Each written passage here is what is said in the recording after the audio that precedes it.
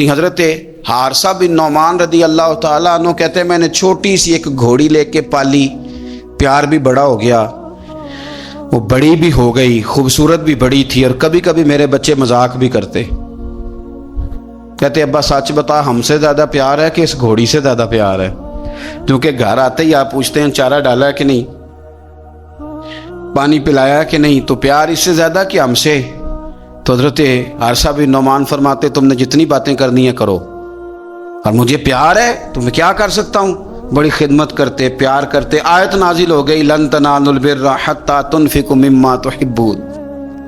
غریب آدمی، ماڑا بندہ، گھوڑی کی لگام پکڑی اور مدینے والے رسول کی بارگاہ میں پہنچ گئی، یا رسول اللہ میری قبول کر لیں، یا رسول اللہ قبول کر لیں۔ تو حضور نے فرمایا تیری قبول ہو گئی۔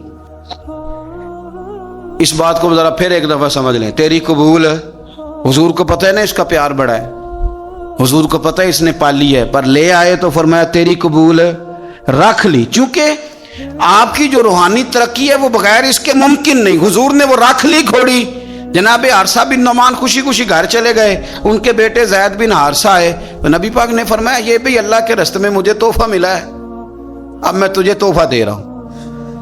حضرت زید بن حارثہ نے گھوڑی لی، دوبارہ گھر گئے تو والد کہنے لگے یہ کیوں لے آئے ہو؟